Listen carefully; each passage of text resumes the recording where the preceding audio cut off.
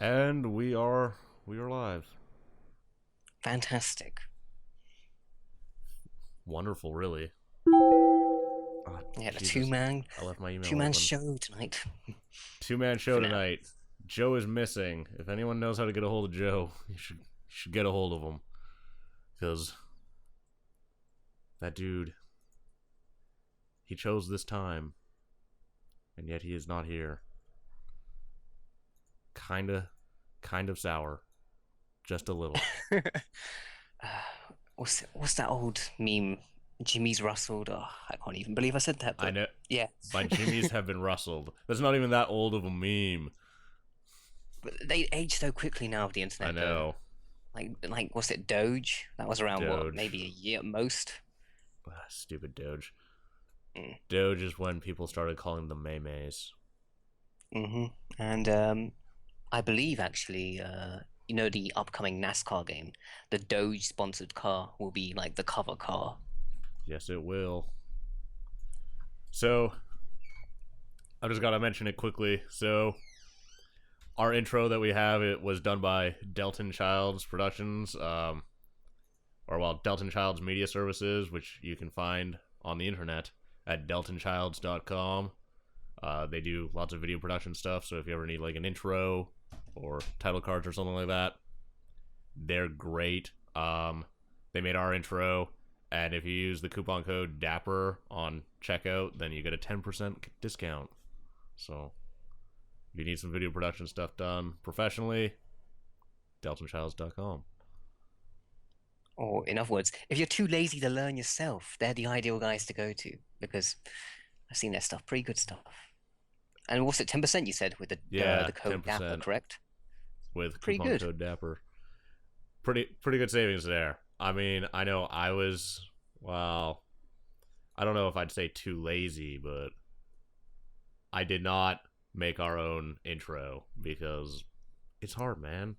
It's not easy unless you're like actually already an animator or something along those lines. I'm not. If you are in that line of work, like, uh, even though I've done animation in the past, I have someone else do my animations for me, even though they're based on my own concept art and stuff. I've gone down the Ego Raptor route. It's my ideas, you just do them for me. Yeah, but I feel like we won't talk about it. I don't feel like I should. I don't feel like I should like talk ill of people on the podcast. But whatever. So, what have you been doing since you have? Oh man, we're dropping lots of frames. I might have to not stream this. We'll see how it goes. So, what have you been doing since you've last joined us on the podcast? Well, I recently attended MCM, which is music. It's not sorry, not music. Manga comics movies, which is the United Kingdom's equivalent to Comic Con. I was there yesterday helping film some stuff for Tiger Fucking Uppercut, Super Game Eskimo, and Ricardo Show, a few other YouTubers that were attending at the time. Um, Jam-packed, very jam-packed. Surprisingly, with Disney, being the in thing with Frozen at the moment, there was an absurd amount of girls cosplaying as Disney princesses over everything else. Sorry, I messages. Um, It's cool. so I believe I only know Tiger fucking uppercut mostly because he mentioned me in the same tweet as them. So then I looked. I was Super Game curious. Eskimo. Um, he had a recent video out on Banjo-Kazooie, and someone in the comments said he was like a racist JonTron. So I guess if that's your sort of flavor of things, there you go. Racist JonTron. Yeah, yeah, that's a genuine comment he received on one of his videos. I could I could almost go for that, except for the racist part. I'm Yeah, assuming it's that he's not racist, but no, he's not. It's just the way someone reacted to a joke in the video. But nevertheless, yeah, I was helping film there, also, and I mean, if you've ever watched JonTron, maybe JonTron's the racist JonTron. When you think about it, yes. If you At think times really it could long and be. hard about it, maybe JonTron is the racist JonTron. Or maybe we're all racist. Okay, this is. I apologize for the people watching live. This is dropping lots of frames, so I'm gonna have Is to it so? Oh, bring that's down the live unfortunate. stream because it's a bit of an issue. Alrighty, we'll just do this. We'll just do the video on demand version. This is only gonna end up on YouTube, but whatever. Well, that sucks. Eh, But yes, I was attending MCM, helping out filming there, checking out all the attractions. Surprisingly, it was more focused on video games this year. Normally, you go there, there's like tons of manga and comics and figures and love pillows and all this strange shit that I don't understand. Especially for a name like Tentacle Touchy, I just don't understand the culture really. But yeah, lots of like there was like League of Legend booths and loads of girls cosplaying as Jinx or whoever the hell that is. It was an interesting time, to say the least. But in terms of games I've been playing, only Mario Golf on the 3DS. only Mario Golf. Do you like? Yes. Is it? Well, I'm assuming you like it. I saw your video on it. Yes, this is the new one, World Tour, which just came out recently. Nintendo actually didn't send my copy on launch, so they gave me a free copy, a digital version, and sent me the physical one. So I get a digital copy to a friend, but I'm enjoying it a lot, mostly because of the online tournaments. So there's the online tournaments change the rules and the items you can use every other week. So it's a refreshing experience every time to play. And you can actually see other people playing the same time as you with ghost times. And if you win in the tournament or do well in the tournament, you get entered in special Nintendo only tournaments. So it's like a reason to, an incentive, if you will, to get better. Sounds cool. I, mm, I don't like golf, so I feel torn on it. Like I wouldn't probably like that game, but it's not because the game is bad. I just not that into golf. Yeah, like it's one of the odd Mario Sports Series games out there in comparison to say their basketball one on the 3DS, not 3DS, sorry, DS, and then of course they had appearances in what was it, SS Tricky or something like that a few Maybe. years back. Yeah, but yeah, there's been a lot of Mario Sports games, but golf is certainly the one that a lot of people distance themselves away from. Yeah, I feel like golf and tennis, like people could. Well, I feel like all of the Mario sports games, like if you don't like the sport, you're kind of already less interested in it. Which is probably why I've never really liked Mario sports games because I'm not really into tennis, golf, or soccer, or well, football. So I'm like, I don't really want to play any of these. Yeah, I guess the reason why they appeal so much to some people is because it does a more minimalistic approach to the actual sports themselves. So if Oh, you I mean can't they're actually super get into, arcadey, like oh they're yeah, ludicrous. But if you don't like the base sport enough, like oh yeah, it's definitely then difficult to get into. Like I it's tried so hard to get into Mario Super Sluggers, but I don't know baseball enough to care for it. yeah. Baseball also another sport not really into. That's why I don't like any of the Mario sports games because they never do like. There's no like kickboxing Mario sports game, so Mario UFC Edition, yeah. Mario Knockout. I don't know.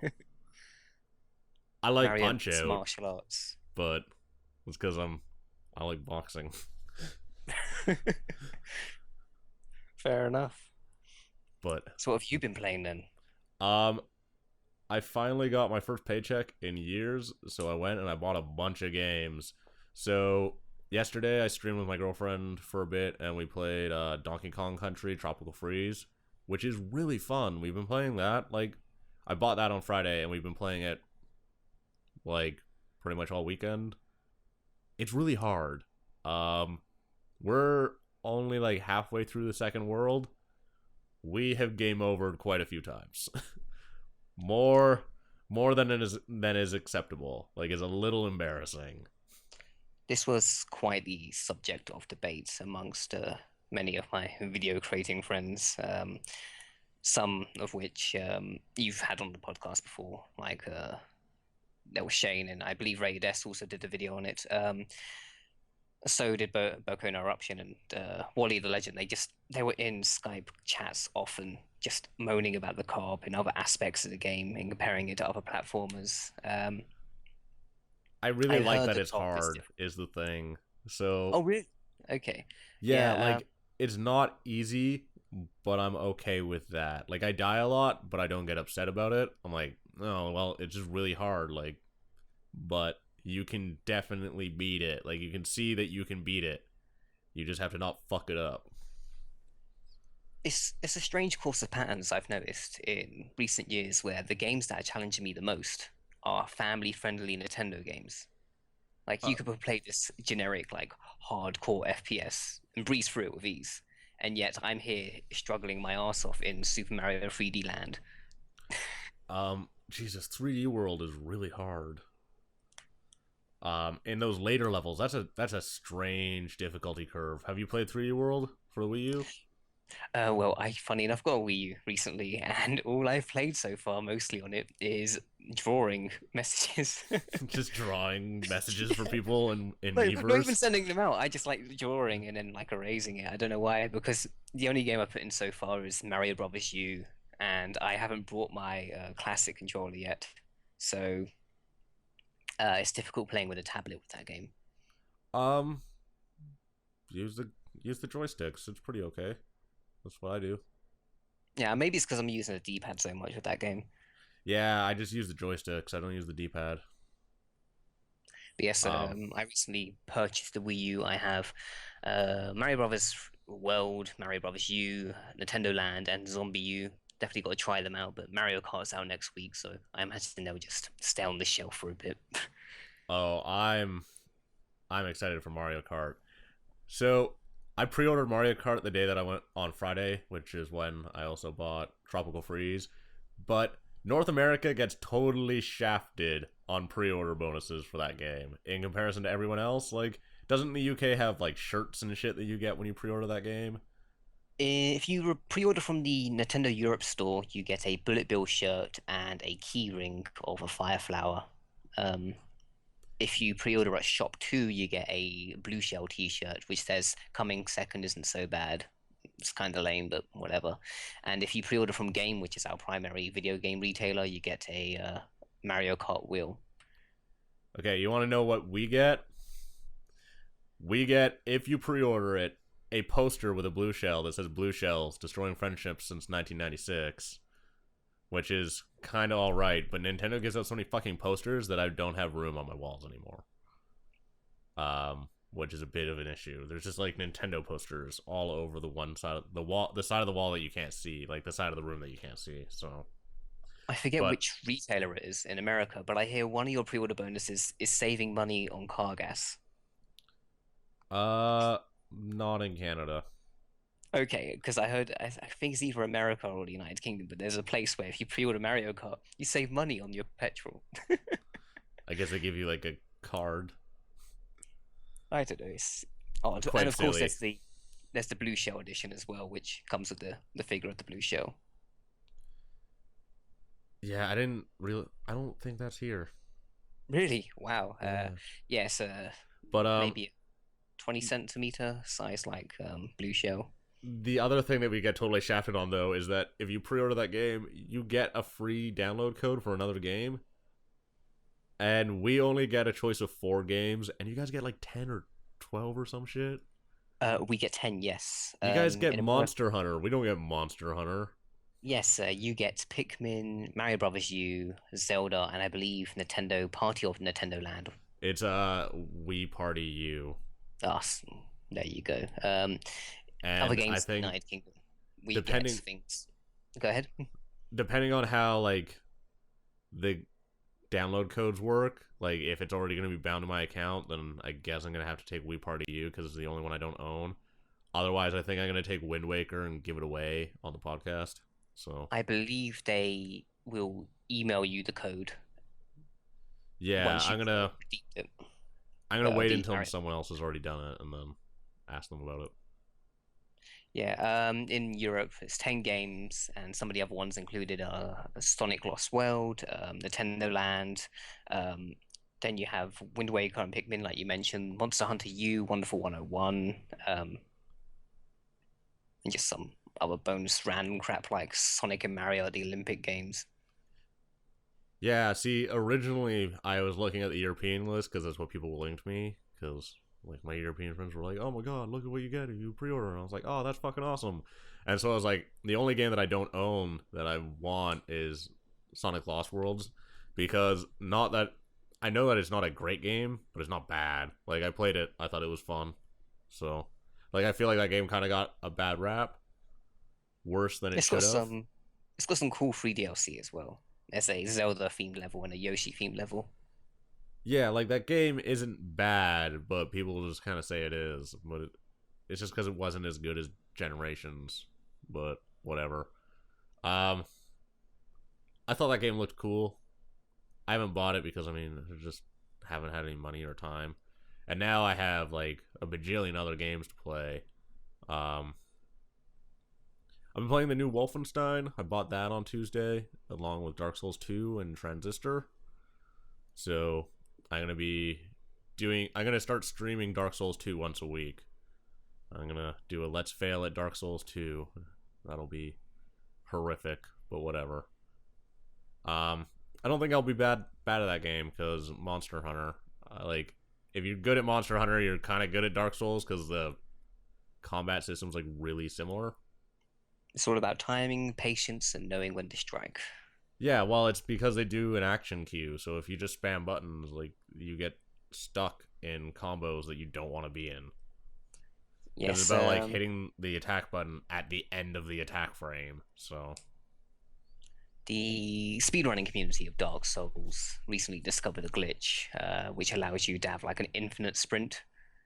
So I believe the world record at the moment, although it keeps changing every other day, but completing it as fast as possible is like under 40 minutes at the moment. that's insane. I don't. One of the things about Dark Souls is that I don't. I'm not. I've been saving it, so I haven't been looking at anything about it on the internet. So I'm just like, no, go away. Don't talk to me about this game, because like I just want, I just want to like go in and not know anything and start playing it, which was very much not the experience that I had with Dark Souls 1. But that's because I was tackling it like how I tackle Monster Hunter games. Like Monster Hunter is not a game that you can play without looking at a wiki. You're just like ruining the experience for yourself if you don't bother to look at a wiki, because you need to know what stuff to get, like what monster parts to get to make what items you want. And so like you need to know how you want to progress your character like into the future. So you need to know what to farm so that you can farm other stuff, if that makes sense. But Yeah, yeah, it's like in like as you mentioned with Dark Souls, it's like you will come across a certain boss. It's like, why is this not working? Oh, it's because I'm using a certain weapon type that doesn't affect it. So now I have to go and grind this area to get souls so I can level up this specific ability to attack it. It's like, and then yeah, but I like you'll feel see like it's something on the less wiki linked. You'll see something linked on the wiki to a soldier or a knight you've not heard of. Then you click his name and it just spoils everything and it just tumbles down. yeah, but I also feel like it's less important in Dark Souls. Like in Dark Souls, you can beat guys even though like you're not using the best like set of items for beating them.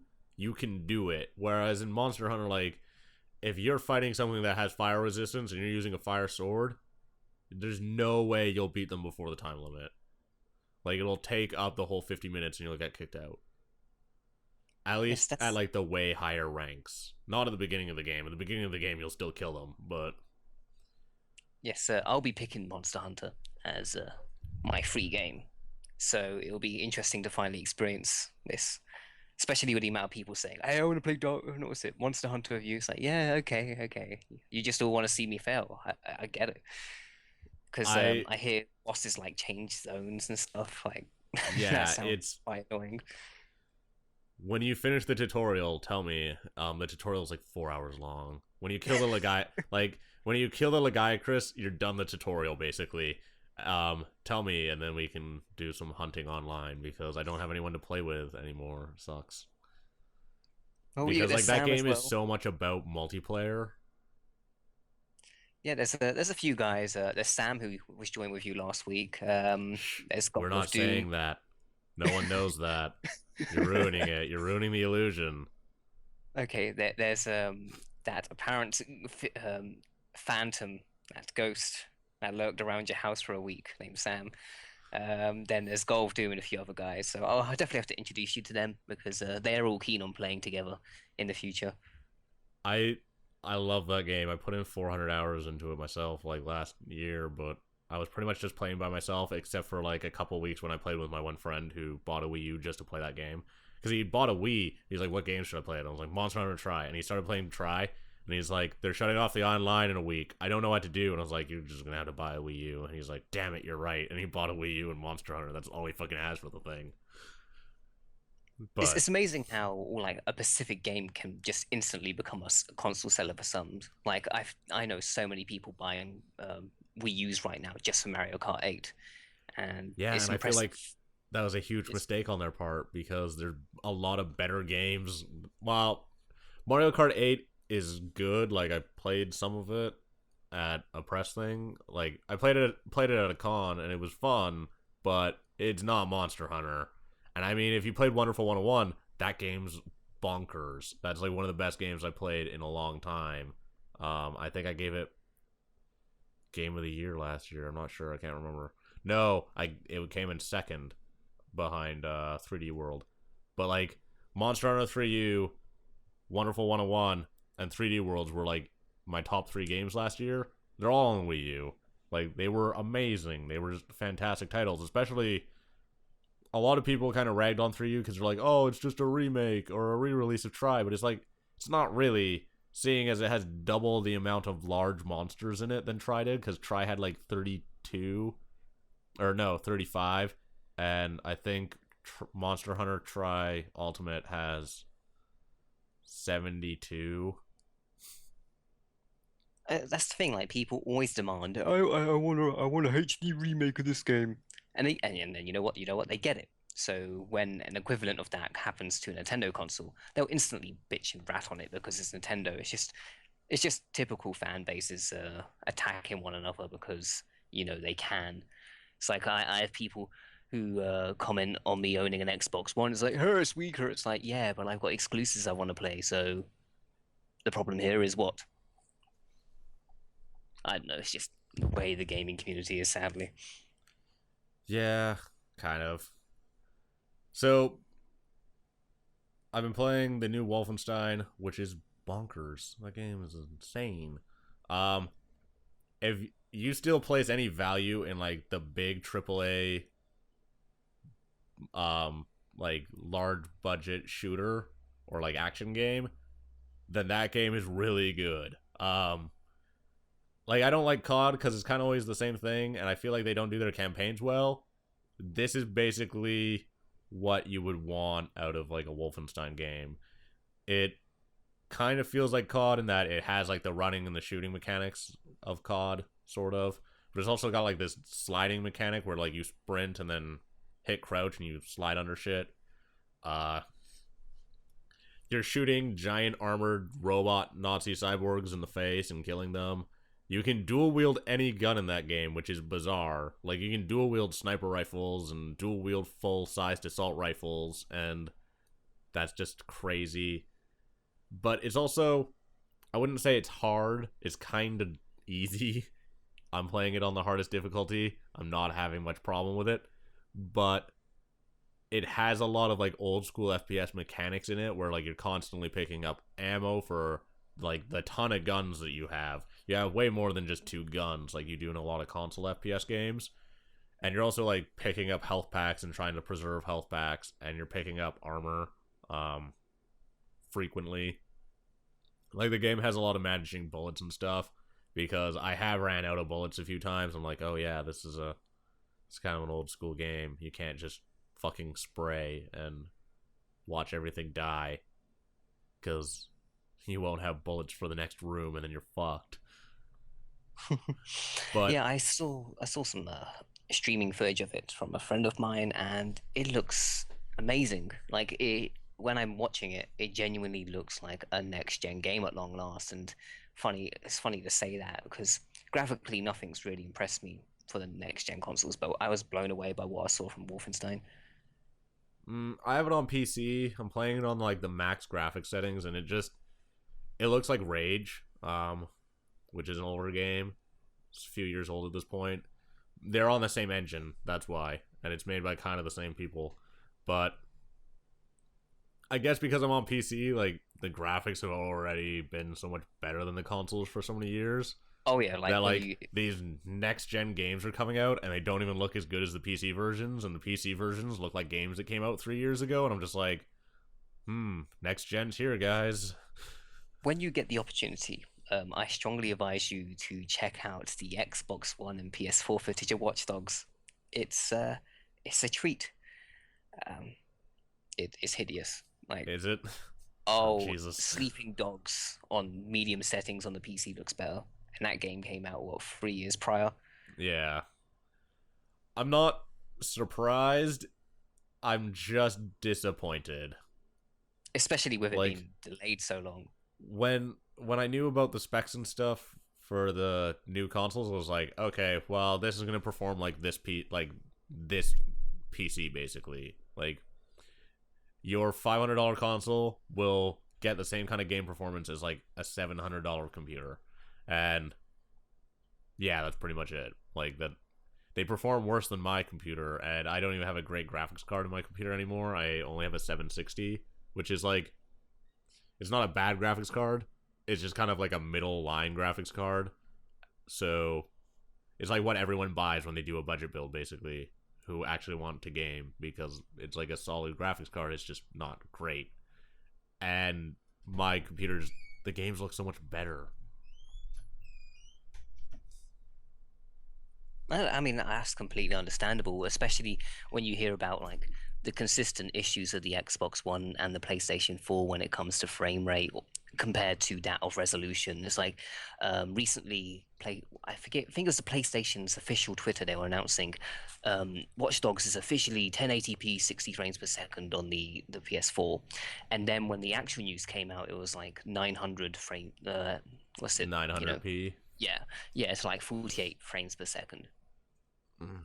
I think the only game that has like recently said that, and it was true, was I think Mario Kart 8, which is quite strange. Nintendo telling the truth, who would have thought? I know, it's bizarre. Like you play a lot of the games I play on the Wii U, they render at 1080p. Like Monster Hunter 3U renders natively at 1080p, and that's a great looking game. That some of the textures are kind of flat, but that's just because they did like HD textures of like standard def stuff. Because I mean, the Same with Wii was a 480p console; it didn't even go to 720, right? it's the What it same was when a you look at the Resident Evil 4 port on the PC. Like even though it's been upscaled and in HD, the textures are still flat. Yeah, I'm not surprised that the textures are flat, but that game also runs at way like clearly over 30, like it's super smooth. So whatever, people will figure out how to use that console. There's a lot of interesting programming techniques for that console because it has a really large amount of cache, like a lot of cache memory, which is expensive. It's why they don't put it in they don't usually put so much cache in a lot of systems because it's expensive, like cost wise, but it's fast. It's super fast. So you can do a lot of stuff with textures on that system that you can't do with the other consoles. So I'm surprised that the reason why people have trouble with that system is basically because it's not x86, and the tools from like developing on the Wii U are kind of crappy apparently. But Well, the developers had the same issue with the PlayStation 3 when it first came along, and it took a bit of time, but it got there in the end. yeah, I'm hoping that the Wii U can kind of like get its feet and start to do better. I think Smash Bros later this year and Mario Kart 8 next week are probably going to help with that. Subject to Smash Brothers, those figures. Yeah, I guess we might as well talk about that now. So, we'll jump into some news now. So, it was announced this week that Super Smash Bros. For the Wii U will use the Nintendo figurine platform, which was announced a couple weeks ago. The Nintendo figurine platform is it's like Skylanders, where they have like the little plastic figurines and they use NFC, because the Wii U gamepad has an NFC receiver on it that you can put figurines on and then data transfers and stuff. So it'll be the first Nintendo title to use the Nintendo figurine platform, which is basically Skylanders, but they're going to tie the figures to multiple games, not just one game. And I'm kind of excited for it because I feel like my beef with Skylanders is that the game itself is bad. So, like, who cares? But I can totally see why kids are super into it, because it's like a really cool ass idea.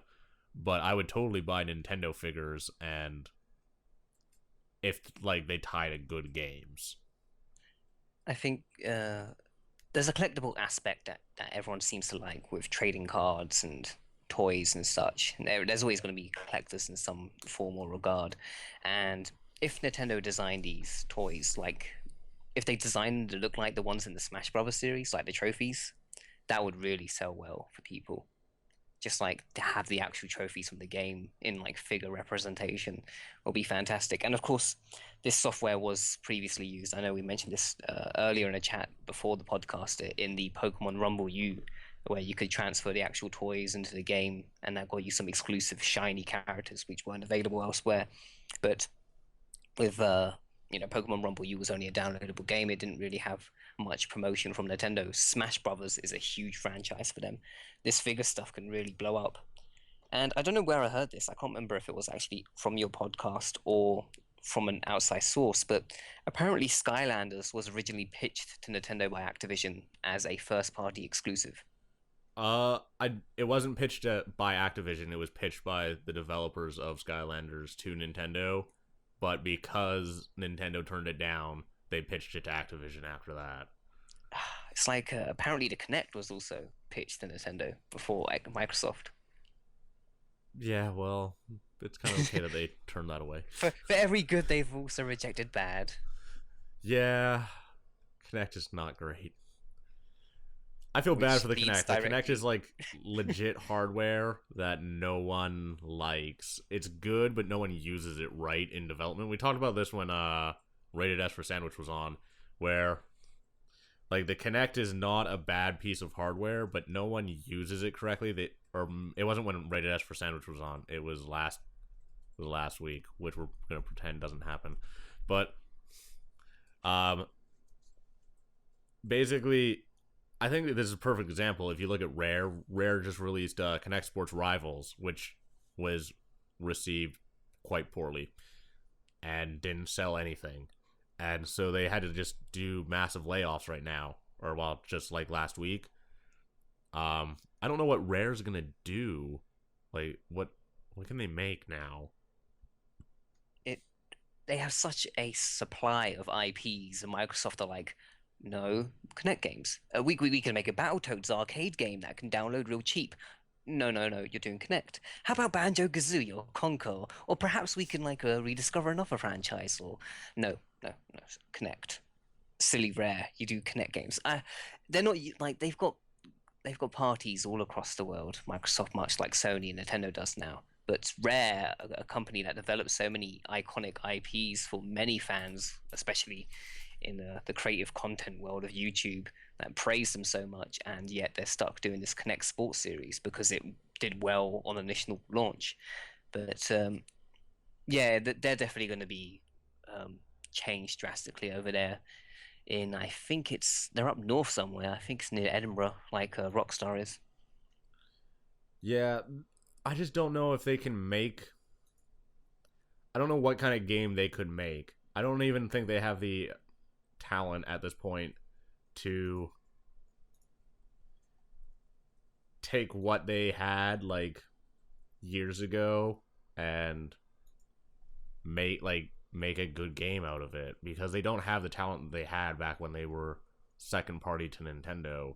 They all of those people have not worked at that company for a long time, and they've been kind of shafted in that they were basically given games to develop that they knew that everyone knows couldn't be good. Um, like there's a game for Kinect by Double Fine that's actually pretty good. Like it's just a weird party game, and it's good. Like it works well. And there's basically this idea that games that work on Kinect are games that they track movement, but they aren't dependent on the movement being super accurate. Like they take in what data they can and they display something totally different. They don't display you, but a lot of the games that are on the Kinect basically try to take accurate movement, and they take what data they try to capture more data than they can actually get, basically, and they can't emulate it, and then it doesn't work well. Like the game's ass, like Kinect Sports Rivals, and it seems like Microsoft has basically give all of the games they've developed haven't shown off the actual parts of the Kinect that work well. Instead, they've shown off the parts of the Kinect that are a failure. Most people that I know who have a Kinect, it's basically their Netflix remote in essence of what it's become. It's like Kinect, turn on Netflix, boom. That's what you paid $100 or so for to say Netflix.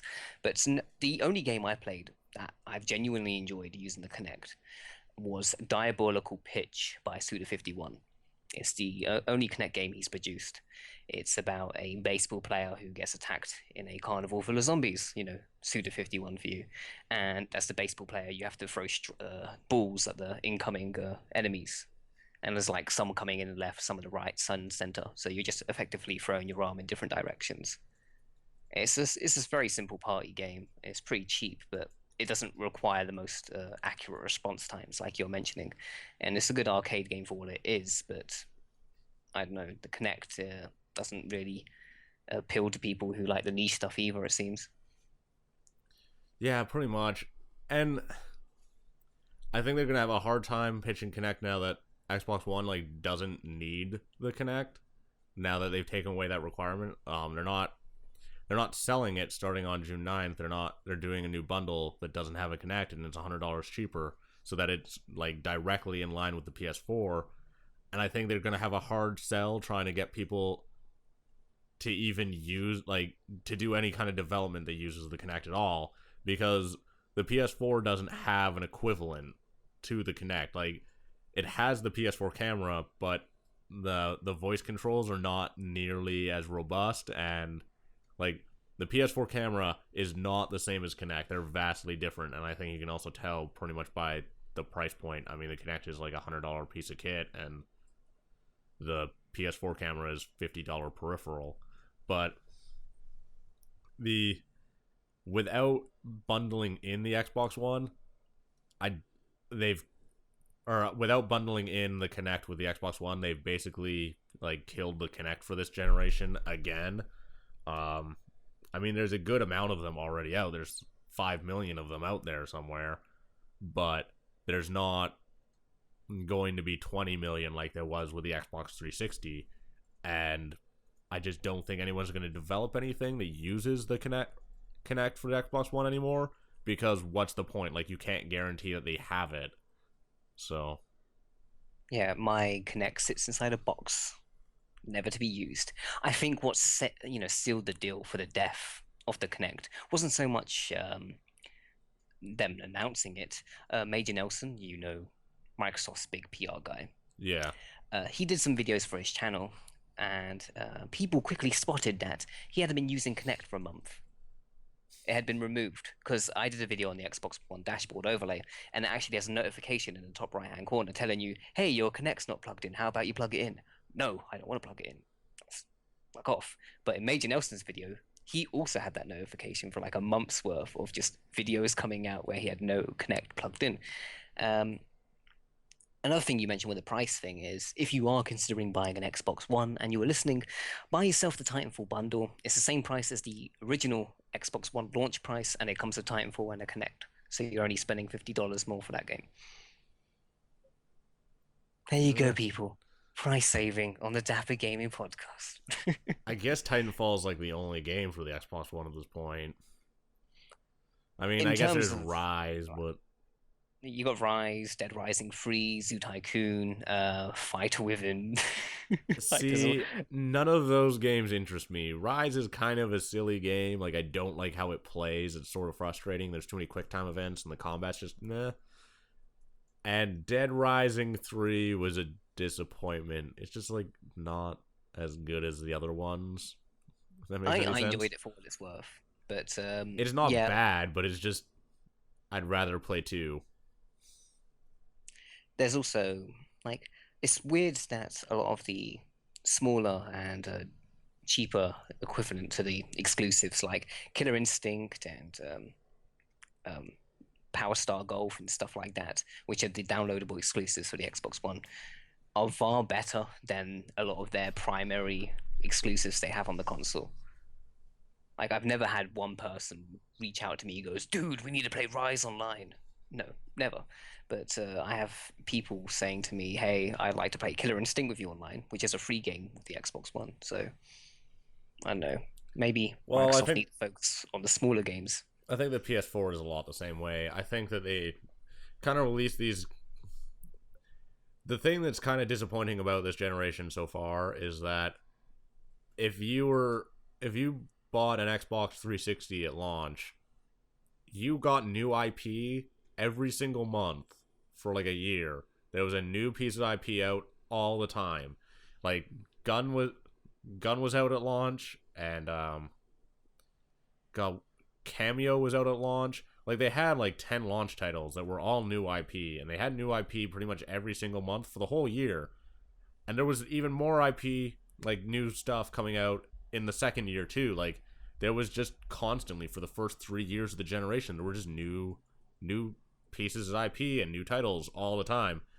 And it was such a long generation that I feel like people forgot what other console launches were like.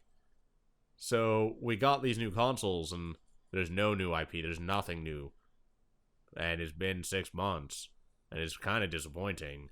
But I think that's just because people don't remember past the 360.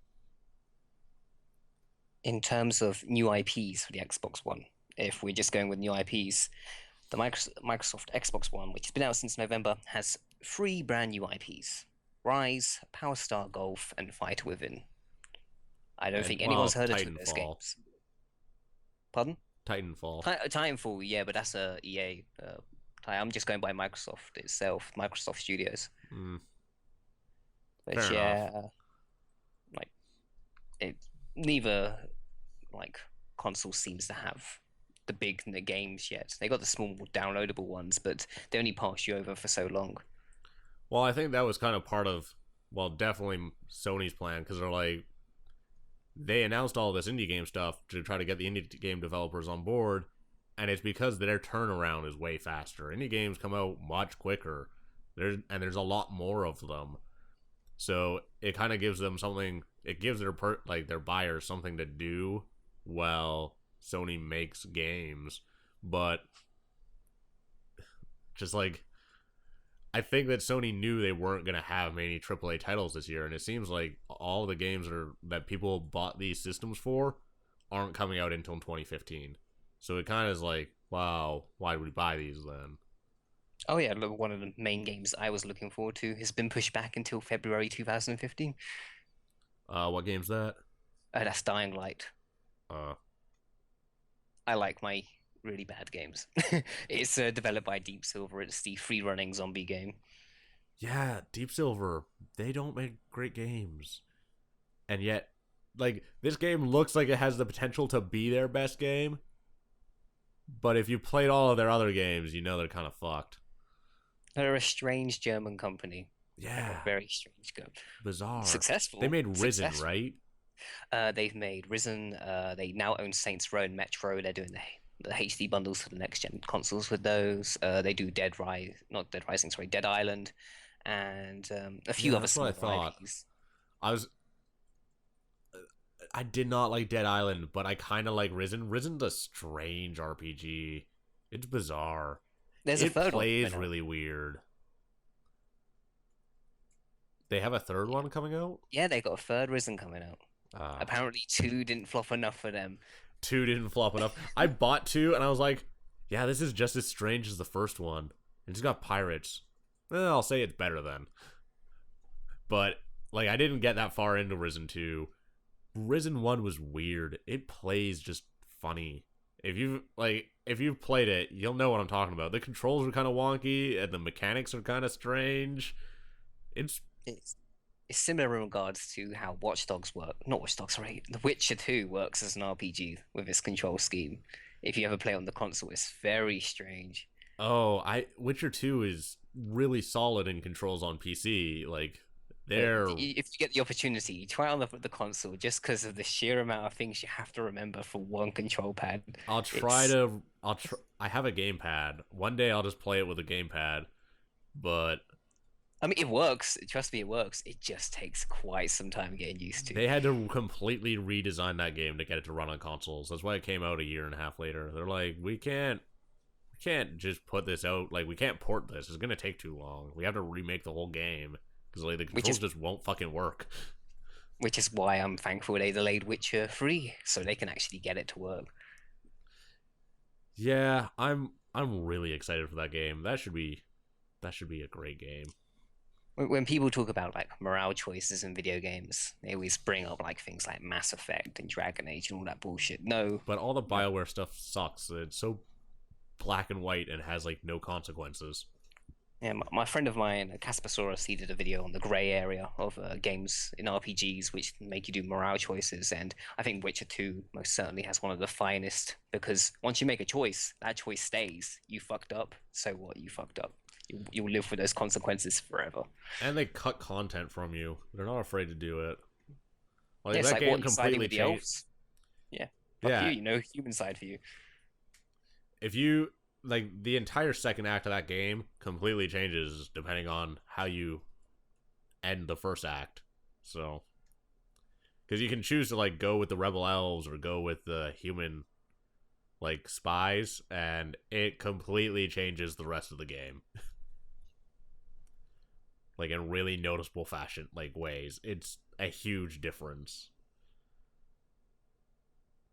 So number Yeah, three I should do. be hopefully just as good.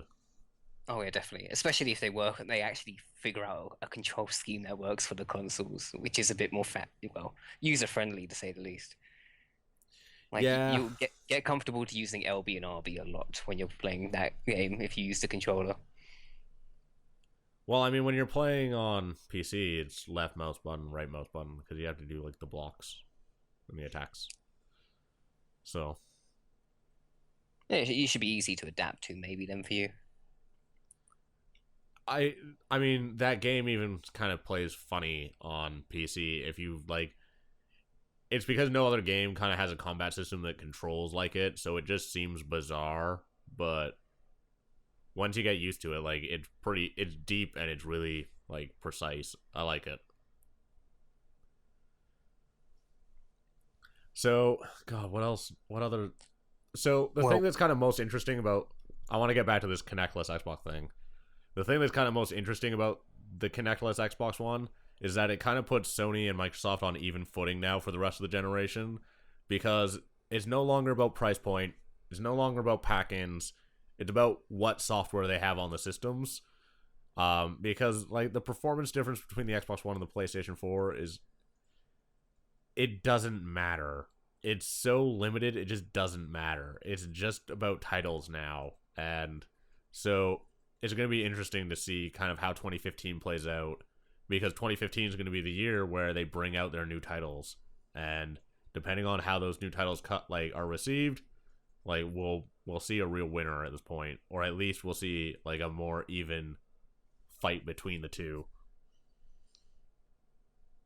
and that leads perfectly into E3 with it just coming up around the corner. Yeah, so what do you E3 is a strange topic. What do you want to see at E3? Because there's multiple things to talk about E3. What do you want to see there? See, what I want to see will never appear. So I'm just going to go with what I'm expecting to see. I'm expecting that Gelwood woman to appear on Ubisoft show again. What's her name? Alicia Tyler or whatever, something like that. Yeah, the girl And from she'll, Archer. Yes, she'll come out and probably talk about Watch Dogs 2, which is set somewhere exotic, like, oh, it's in Paris. We've got French hackers. That And game then, has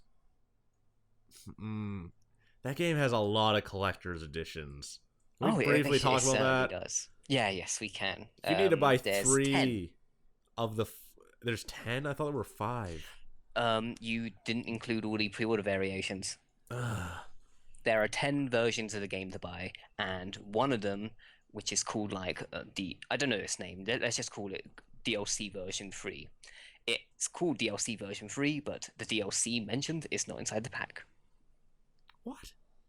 So let's give it a better name. Let's call this Watch Dogs Raincoat Edition, and you get every other piece of DLC mentioned, but you don't get the raincoat.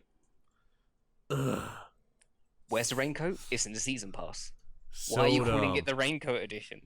I have to get the official name for you. I'm sure there's a picture online.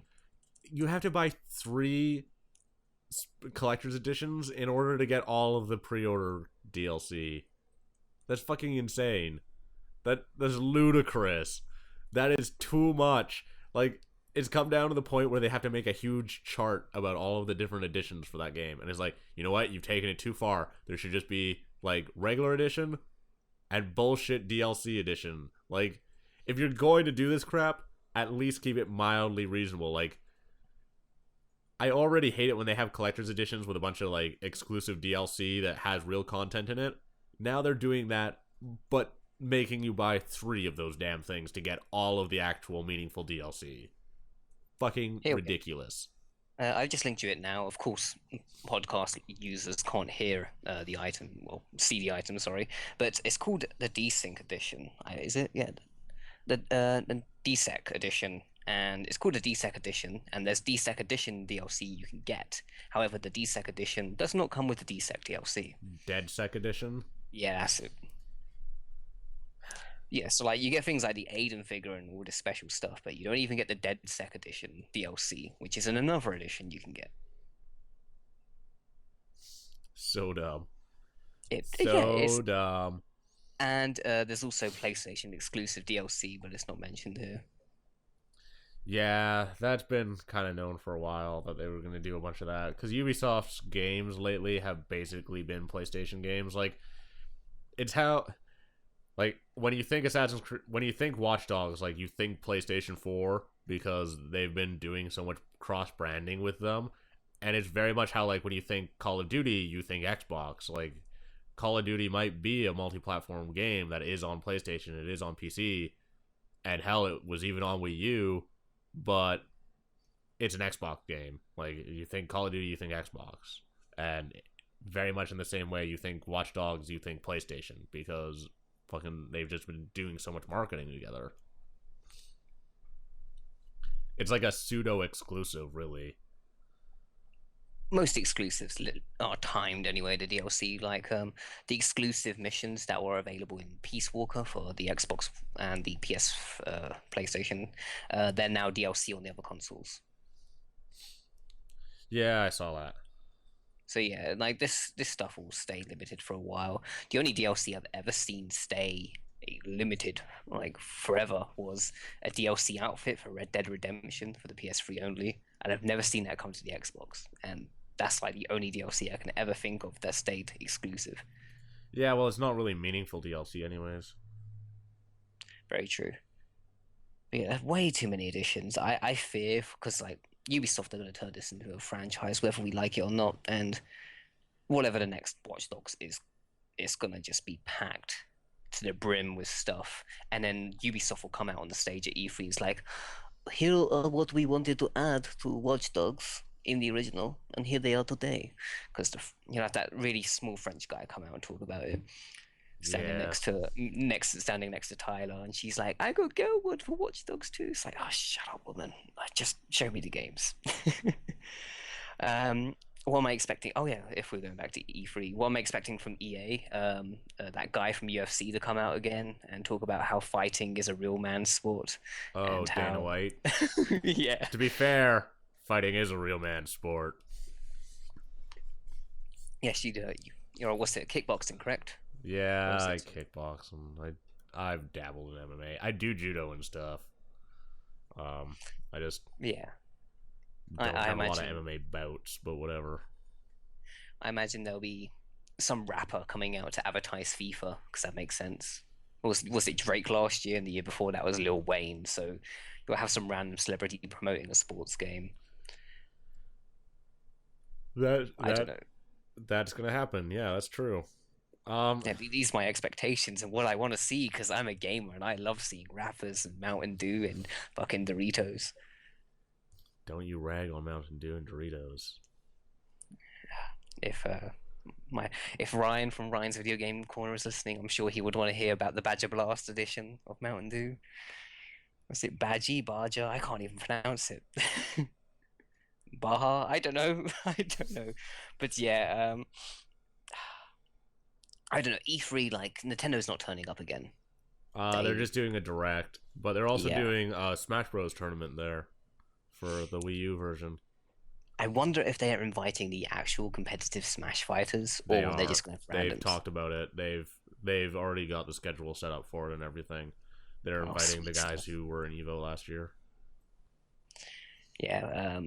And they You, also have announced that they're releasing like a GameCube controller, a wireless one for the Wii U for when Smash comes out. I imagine that will sell pretty well. Yeah, probably. Um, yes, so that's going to be like Nintendo's hot point. But you've got Microsoft and Sony. Of course, they might drag something out of their ass, like the rumored Halo trip. Was it 4 pack? Yeah, the Halo Master Chief Edition, I think, or Master Chief pack or something. Doesn't matter. It's all four Halo game like numbered Halo games. So Halo 1, 2, 3, and 4 for Xbox One. But I mean, who cares? They just released that for 360 like this last year, basically. Mm-hmm. I'm like I'm trying to think what Microsoft IPs they have. I'm sure they'll probably show off the new Gears of War. They maybe show off some exclusive Call of Duty DLC. Um, I'd like, to see some more footage of their exclusives from smaller IP companies. Like, I'd like to see more of D4. D4 is a game I'm certainly excited for. Um, it's a murder mystery done by the guy Sweary, who did Deadly Premonition. I didn't play Deadly Premonition. I like it a lot because it's basically Twin Peaks turned into a video game. So that's the only reason why I like it. Maybe I should play that then. I should probably Yeah, definitely play that. yeah. Like you're a cop with a split personality, sent to investigate the Raincoat. It's called the Red Steed murders. Everyone who gets killed gets red seeds left behind, and you're obsessed with coffee, and you can tell the coffee talks to you. And there's like the log lady is in the game, but she's called the Tin Pot Lady. She always carries a tin pot. It's directly Twin Peaks, but made into a survival horror. Controls are awful. Like it was originally a Dreamcast game ported over to the Xbox 360. So Oh Jesus, that if you played Dreamcast, you know that that's fucked. Um, yes, um, it's just as fucked as N64 controls, basically. yeah. But no, here's the thing: the control scheme is based off Resident Evil 4's. Ugh. Resident Evil It's a always has bad. It's a open world survival horror, but the gun combat is done by Resident Evil 4, and the entire story is based on Twin Peaks. It is a hell of a trip to play the game.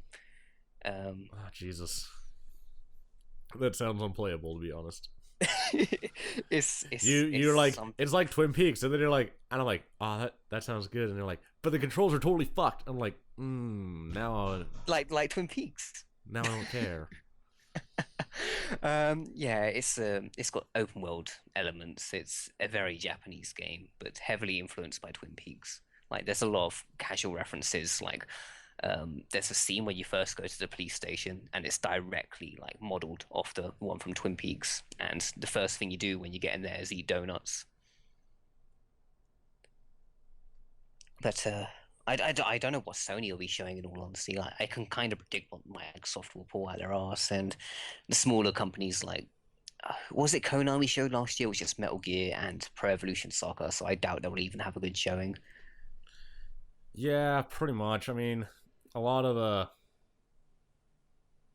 a lot of the stuff at E3 this year, it felt like this was going to be the year where they showed off like a lot of new IPs.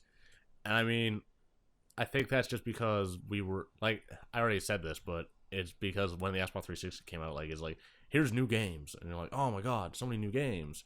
But this year, it already seems like they're just getting ready to show us what's going to be coming out next year. It's just like, oh, well, that's disappointing. Um, so Joe just woke up, and so we might take a small break and bring him in on this, and then we will resume. All right, brilliant stuff. And I guess we're back from this cut. Hi, Joe decided to join us today. Hey, it was unfortunate you can't see it when the cut happened. It was like a strike for lightning, and Joe just appeared in front of us. It was really surprising. It was amazing. We all lost time and just kind of woke up, and Joe was in this call, and we're like, "Oh, what the fuck?" It was a really it was a really sudden smash cut in real life. Like, just, and I was there. And I see like yellow text spinning in the background. So we were just talking about kind of what we're hoping to see at E3 or what we are expecting to see at E3. Mostly pessimistic. Yeah. I mean, we kind of know what's going to be there. Sony's going to show up, show a game. Microsoft's going to show up, show Halo stuff. Yep. And then Nintendo's going to do Direct, and Ubisoft's going to talk about Watch Dogs and Go Wood. They might talk about The Division too. They've already pushed that game back. Oh yeah, I forgot about that. That's upsetting.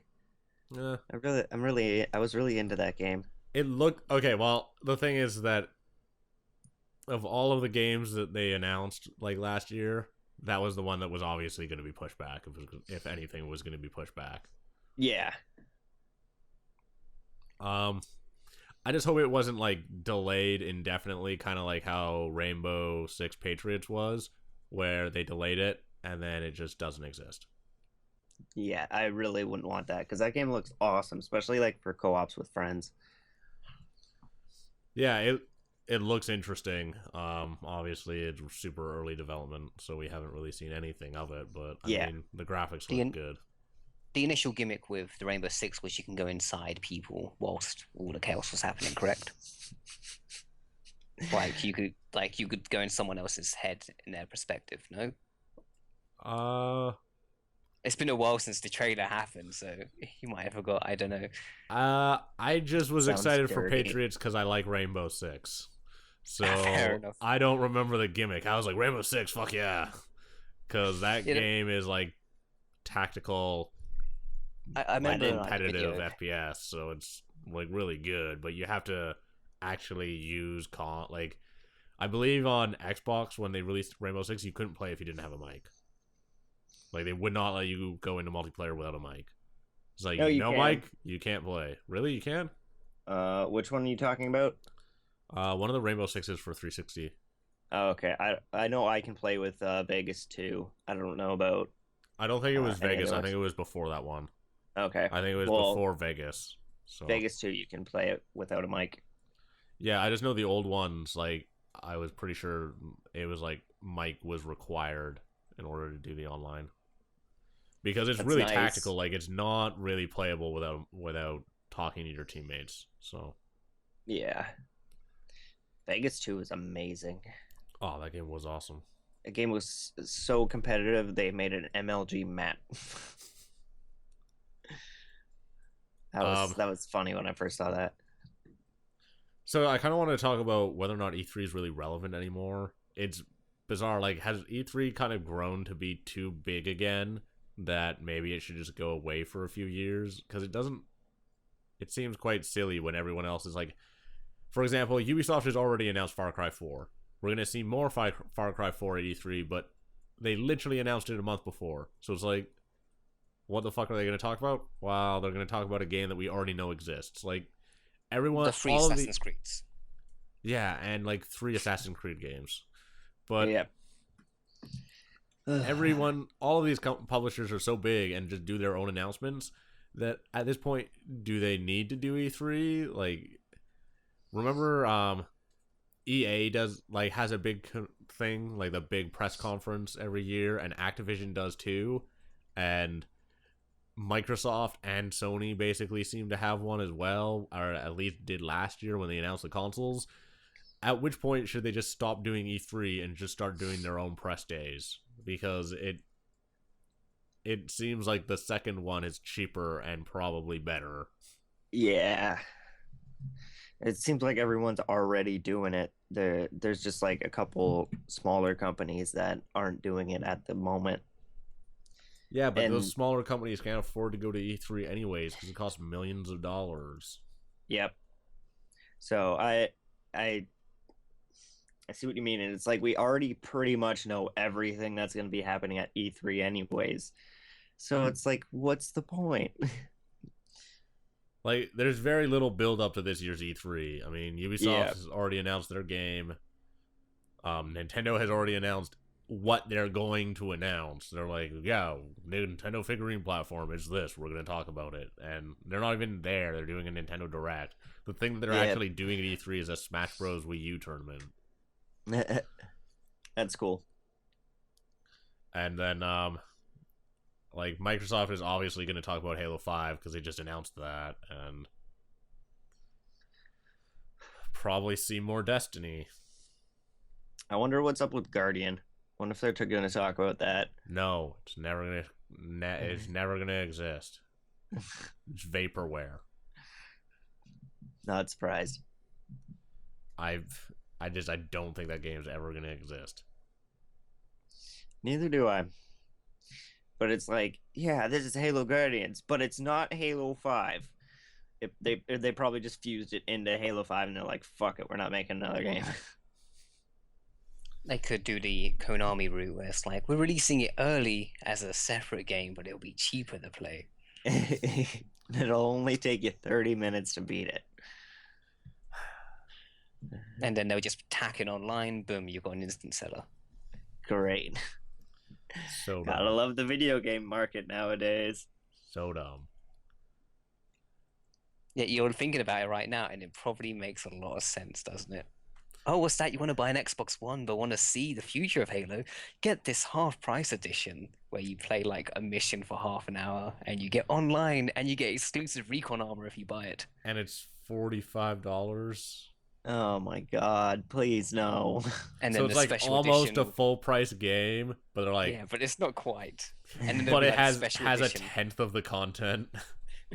Yeah, and then there'll be a special edition which is like $65, which is like $5 more than the normal games. It's like, well, this one you get like a Blu-ray of how the game was made and concept art books and all that jazz. They're like, this is how the game was made. It took like 40. They're like, they just open up. They're like their IDE and they're like, only build these 2 levels. Okay, then we're done. And then it just like shows them cutting the content from the other game. You have this like serious video where they've got like the storyboard and a guy just picks up half the storyboard and takes it to the next room. We're just borrowing this. This is ours now. When you play the other game, like it's just like it jumps over that part. It's like put in Halo Guardian to continue the story. No, it would do like a CSI or a 24. Previously on Halo. And it would just ignore even the fact if you don't own the game. So I wanted to try to move along onto these last 2 topics. So it was announced this week that the PlayStation 4 is already profitable, which is good. That's obviously amazing. I'm surprised. Same here. I think that it helps that this generation the consoles are more expensive than they were last generation at launch. The reason why I think it helps, were more expensive. These consoles are more expensive than the last ones. You mean for the consumers to buy? Yeah, like they cost more. wasn't the PS4 like $700? Oh, the I PS3 mean, was ludicrous, but yeah. I mean, like, but then they cut out the backwards compatibility and then it was cheaper. Oh, okay. Like, Yeah, but the think PS3 about was those ludicrous USB at ports. launch in Canada, but then they gave it a price cut and then it was like cheaper. Yeah. Um, but also like the Xbox 360 was way cheaper than the Xbox One is. Like a lot of people were complaining about that. And the reason why I'm saying like I think it helps that the consoles are kind of overall more expensive than they were last generation is just because the hardware it helps them cover up more of the hardware costs. I think that if people want to keep console gaming, I think people are going to have to accept that they have to pay for the whole console when they buy it. Like the actual cost of manufacturing, not just like they can't be loss leaders anymore. I don't think Yeah. that people can afford to do that. I think it's I think it's a bit of a rotten practice. I don't think that it creates a good gaming industry. I think that it does not help in it doesn't help in the other areas that these consoles kind of fall flat in. Like if people were willing to pay more for consoles, then these consoles wouldn't have the performance issues that they're already having. Like they already seem sort of dated because they're not performing great, like resolution wise, they're not performing great frame rate wise, and I don't like they already seem dated. They're not the leap that everyone was hoping for. Yeah. I think that's just because people don't want to pay more than $350. Yeah. It totally makes sense, and people are just used to not paying a lot for consoles. And now Yeah, that the consoles are getting better and crazier, they're going to cost more, but people don't want to pay more. they want They wanna- PC performance without buying a PC. Like they don't want the price of a PC or the hassle of a PC, and I don't think that you can get away with trying to get the PC performance without Yeah. the price. I think 'Cause you you can still need do. I pretty think much you all can the get around the parts. hassle part, but you can't get around the price part. And I think that people Yeah. need to start being willing to do that.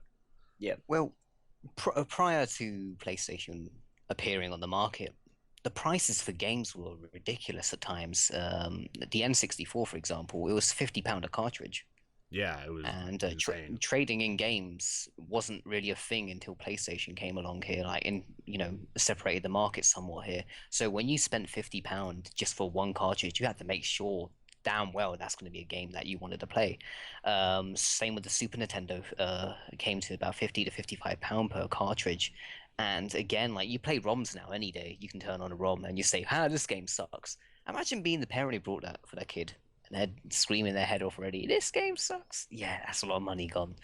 These days, I can go online and say find the game that came out maybe a month ago and it's already half price. Yeah, right now Yeah. here, the new South Park that just came out recently is already down to £17. Wow. Yeah, that's amazing. Especially like with Humble Bundle stuff and Steam's sales, shit gets extremely cheap Yeah, so very Yeah, but quickly. people are willing to pay for games. Is that they're not willing to pay for hardware, and I feel like Yeah. that's a bit of a I mistake. don't know. I think PC gamers are willing to pay for hardware. Yeah, It's the well, console gamers that aren't. PC gamers don't make the majority of the market either. Yeah. Another thing is these consoles don't have any new features when you think about it. When Sony's PlayStation came out, it could play CDs, and CD players were just coming in popularity then. I mean, sure, I think Sega CDI could play them as well, but it didn't, of course, have that sort of popularity as the PlayStation did. Then PlayStation 2, it could play DVDs, and then so could the Xbox. Then when PlayStation 3 came out, it had Blu-ray player already inside it. None of these consoles have anything extra on top, if you will. Well, these consoles are also managing their licensing better for that kind of tech because you have to pay a licensing fee for every Blu-ray player that you put in the consoles, and like to someone else because Sony doesn't actually own Blu-ray like entirely. They own part of it, and Philips owns some of it too, and like a bunch of other people. But when you go to play a Blu-ray the first time, what it does is it makes you register online in the Blu-ray player, and then Sony, based on how many people register their Blu-ray players, has to pay a licensing fee instead of what they did with the PlayStation 3, which was for every single one manufactured, they had to pay a licensing fee. So now it's for everyone that gets used as a Blu-ray player, they have to pay a licensing fee. I think So that's going to use be the Blu-ray- substantially lower. So to use the Blu-ray player, you need online. Just the first time. Okay. And I you guess you you just can also pick it up, register bring it it to by your friend's phoning house. them, but like you have Oh, to. okay. Yeah, that's good then. But it's Bless sort you. of that wasn't me, but I know. I'm sure no problem. But like you have to pay they have to pay a licensing fee, and so you have to register the console for the licensing fee, otherwise it doesn't go through. Yeah.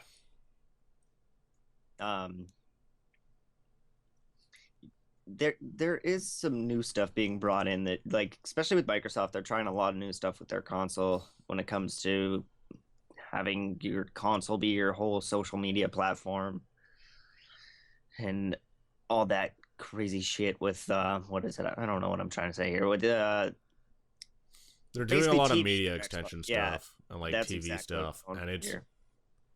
it's interesting. I feel like it has more mass market appeal than the PlayStation does, but they're not the people who buy those systems in the first year. They're the people who buy it in like 2 years down the line.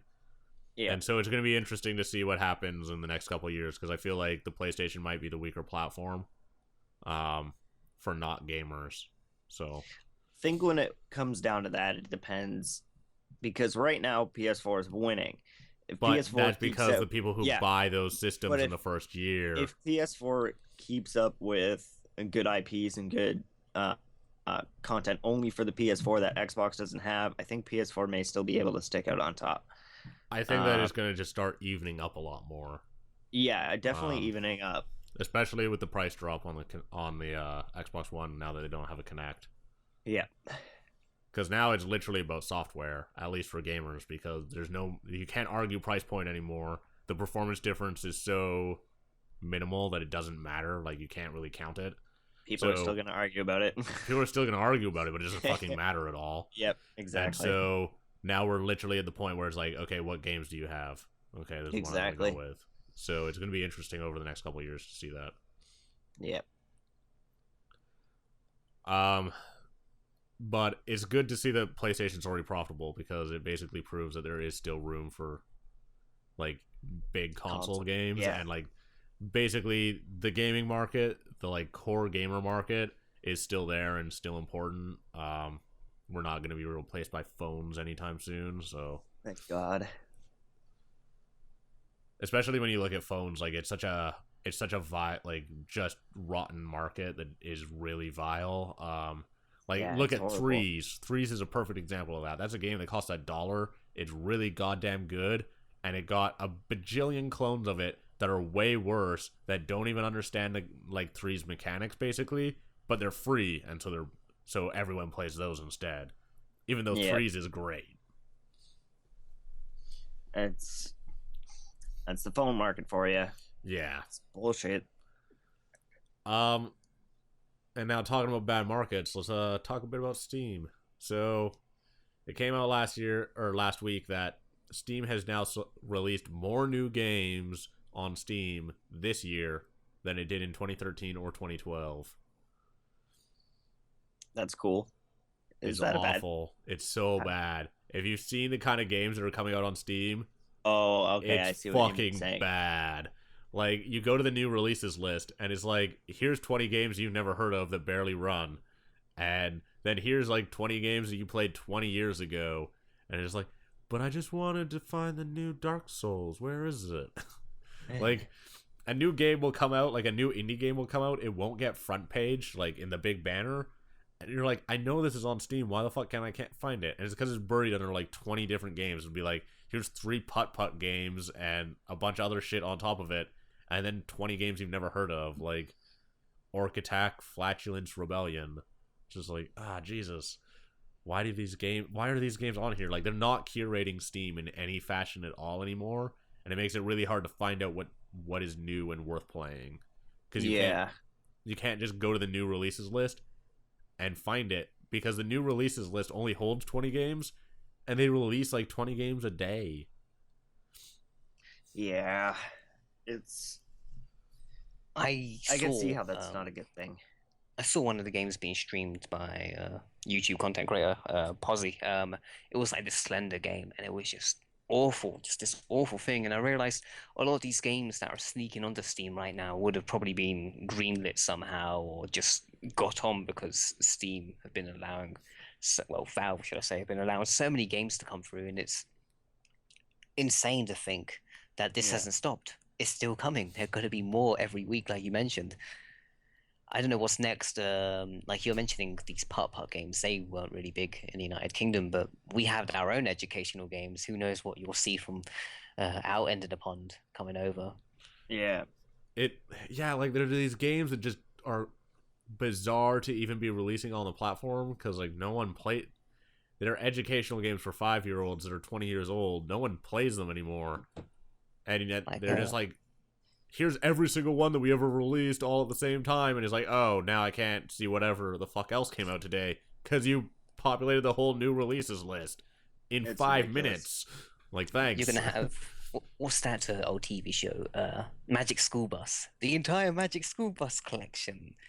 Oh, Yeah, God. they're basically doing shit like that, and Yeah. like there's other games coming out that are like these, like there's a game coming out called Zed, which is, or well, I guess it was Z in the U.S., but it's an RTS game, and it's from like 1997 or something, and like that comes out. That's in the coming soon releases, and it's like, but it's from 1997. Like it doesn't need to be here. Like you don't need to Yeah. mention that it came out. If someone wants it, they'll just search for it in like the search bar. New Yeah. games should be in the new releases, not old games that are just new to the platform. It's dumb. Yeah, exactly. Like there's like I see what you're saying because there's a lot of times where I'm like, I wonder if this game's on Steam, and I'll search it up, and I'm like, oh hey, it's there. It doesn't need to be on the new releases platform. Yeah, it's a goddamn mess, and it's making Steam kind of a bitch to use. They need to put some better tools in it for curating it. Yeah. Um, it's gotten so bad that they changed the new releases. On default, they have like those tabs in Steam, like new releases, top sellers coming soon, and specials. And Yeah. new releases used to be the default. It's gotten so bad because of releasing so many games that they changed top sellers to the default, just so you can see kind of what is newish that is Yeah. like selling well. That's ridiculous. They obviously, if they did that, then they obviously know it's a problem, and they're obviously hopefully working on something. Hopefully, because they're gonna have to like majorly overhaul if they're planning to release as many games as they are, because it makes it hard to find new stuff. Like Yeah. I know new games are coming out, and I have to search for them instead of just going to new releases. Because like if they're not a AAA, they don't end up in the top banner. Like I wanted to get Dark Souls 2, so this week I bought Wolfenstein, Transistor, and Dark Souls 2 because I finally had money, and I Yeah. had to go to actually search like to find them, even though they're pretty new games. What? Really, Transistor and Wolfenstein? They were in the top banner, but I had to search Okay, for I Dark was Souls. yeah, I was gonna say I I'm was pretty like- sure Transistor and Wolfenstein were like, well, Wolfenstein had like the whole The huge fucking banner. top. Yeah. I know. Wolfenstein's really good. It's fun. I think Yeah, you'd it like is. it, Joe. Okay, I'll have to try it out. Yeah. My if- friend sent me a video of it, and all it was a stab fight. Right? It was like this one guy gets stabbed, and then you stab him back like 5 times. yeah. You can dual wield every single gun in the game. Every gun. Yeah. Well, except for like the mounted guns. What about? I don't even know what guns in the game. I'm like, I was There's gonna like, be like, you what can about this dual wield gun? like assault rifles and sniper rifles and handguns and What about rocket launchers? I haven't found one, but probably That would be amazing. you can pretty much dual wield everything. I'm going to have to try this game out. Yeah. My friend bought it, I think. Well, you bought it. I can share it off your library. It might not run on your computer. It's pretty intensive. Like it runs If I kind can- of Okay. like on my computer. It runs pretty okay. If you have an ATI graphics card, it basically doesn't run. It's fucked. Yeah. But that's just because like that was to be expected because in Tech 5 like that engine just runs really ass on ATI cards. Like I have a Radeon card. I know that. then it probably won't AMD. even work. Yeah. I'll try it. 'Cause I've been playing Arkham Asylum on like high quality graphics for the last couple of days, and that's been working totally fine for me. But again, different game, different engine, different graphics. Yeah, it's kind of like well known that the Intex 5 stuff like does not work great on the Radeon on the ATI cards. Damn it. But you can give it a try. We'll see.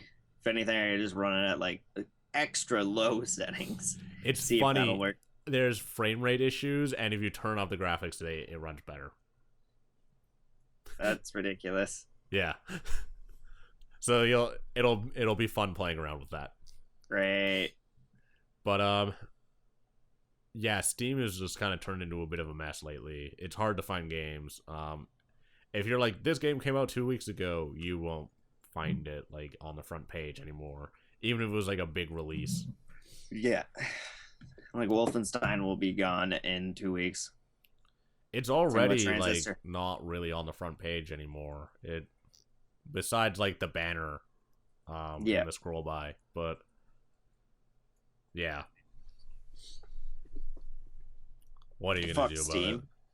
Fix your shit. I think that's the last thing I want to talk about, so unless you guys have anything you want to mention before we wrap up. No, I was just thinking of the Steam movie streaming, but that ain't coming for a while, so. They already have a couple movies on Steam. Yeah, they do. They have Indie Game the movie, and they have Free to Play, which I have not gone around to, but I'm going to watch it before the International this year. Someone bought me Indie Game the movie. I still need to watch it. I don't know who bought me it. Yeah. Yeah.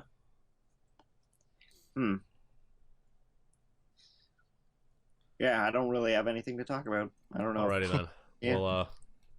We'll wrap this up then. So, okay. I've been your host, Ryan, for the 59th episode of the Dapper Gaming Podcast for May 25th. With us, a little late, but eventually with us, Joe. What's up, dog? And our this week's special guest, Tentacle Touchy.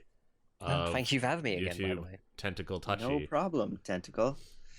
Make sure to go check him out. It's a great channel. It is. It's a sexy channel filled with tentacles. Lots of tentacles. And video games. So thank you all for watching, and we will see you guys next week, where I should announce this now. Next week we're gonna do a giveaway. We're gonna give away a game. Yay. So, we're gonna give away The Witcher 2 for PC. So nice. And we mentioned that earlier, so yeah.